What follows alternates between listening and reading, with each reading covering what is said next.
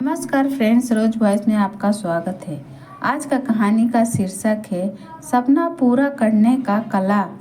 बहुत पुरानी बात है।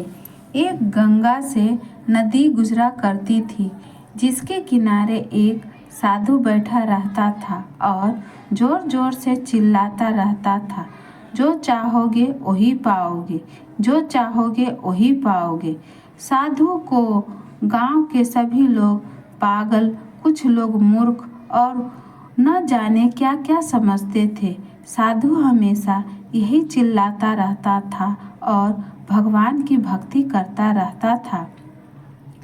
बहुत दिन बीत गए। एक दिन एक बेरोजगार लड़का वहां से गुजरा।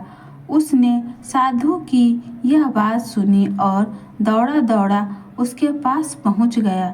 उस लड़के ने साधु से कहा, क्या मैं जो चाहूँगा वही पाऊँगा? साधु ने मुस्कुराते हुए कहा, हाँ बेटा, जो तुम चाहोगे वही तुम पाओगे।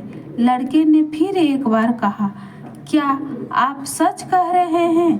क्या सच में जो मैं चाहूँगा वही मैं पाऊँगा? साधु ने कहा, हाँ, जो तुम चाहोगे वही तुम पाओगे।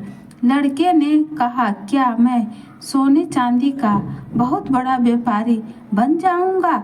साधु ने कहा, हाँ बेटे, तुम अवश्य बनोगे। आज मैं तुम्हें कुछ सोने और चांदी की वस्तुएं दूंगा, जिसको तुमने ले जाना और देखना तुम एक बहुत बड़े सोने चांदी के व्यापारी बन जाओगे।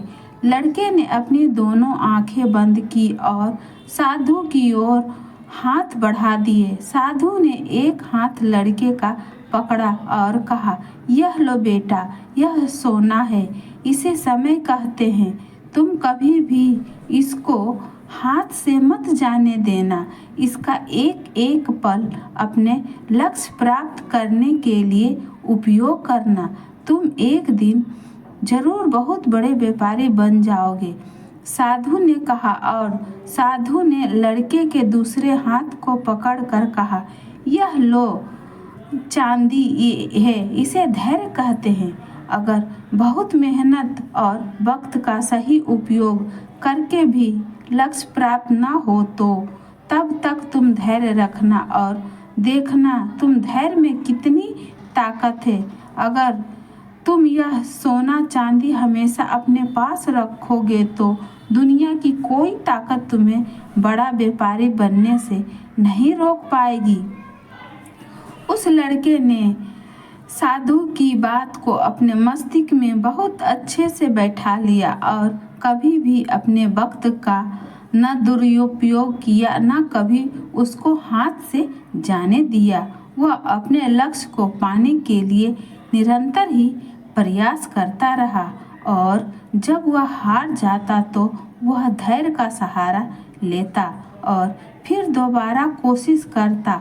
देखते ही देखते बहुत कम समय में उस लड़के के अंदर व्यापार करने का वह गुण आ गए जो अभी तक किसी में नहीं थे।